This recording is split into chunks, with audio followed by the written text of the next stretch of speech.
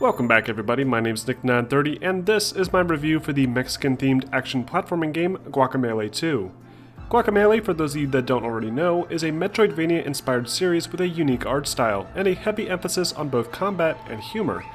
It's a refreshingly solid platforming experience, and the sequel does an excellent job of expanding on that. Guacamelee 2 kicks off 7 years after the events of the first game, with the main protagonist, Juan Agugate, looking a bit out of shape as he remembers the old days. After running out to pick up some more avocado, the Mexiverse is attacked with a series of large, pixel-like black holes appearing in the sky, and Juan is forced to spring into action. It's eventually revealed that there are multiple universes with multiple timeline outcomes, and there's a few nice nods to shows like Rick and Morty tossed in for good measure. The player is forced to leave their timeline and travel to the darkest timeline to try and stop El Salvador and his band of thugs from obtaining the 3 relics and destroying the entire Mexiverse. Just like the original game, these antagonist characters not only function as end area bosses, but also feature a ton of great personality, with unique designs and plenty of fun humor.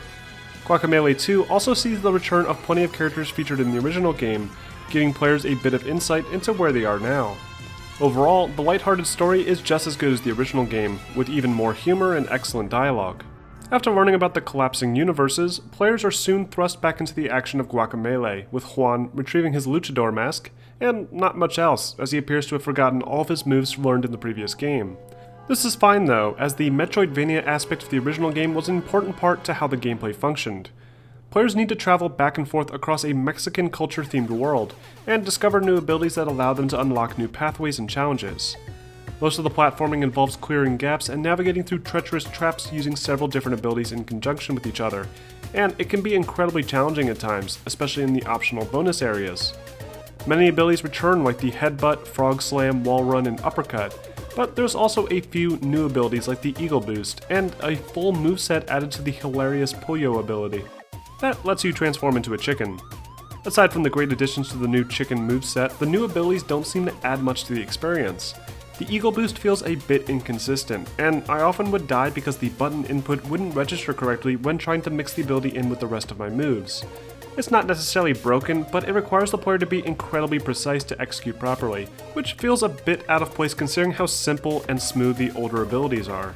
Either way, the game's platforming segments are incredibly well crafted, with fun yet challenging obstacles and creative design choices. Players are once again given the opportunity to swap between 2 dimensions, with some platforms appearing in some worlds and not the other, which adds a nice toggle mechanic to the action. And this mechanic is expanded on significantly in Guacamelee 2, with some of the most complex examples of this I've seen in a game, requiring some very careful planning and solid execution. The game's combat also remains mostly the same, but with an even larger ensemble of enemy types. Basic enemies return like the skeletons, dragons, and those annoying time bomb enemies. But there's also new enemy types that require the player to have a perfect understanding of the dodge mechanic, a move I felt I neglected far too often. Just like the original game, you can train and unlock more powerful attacks, but this has been redesigned slightly.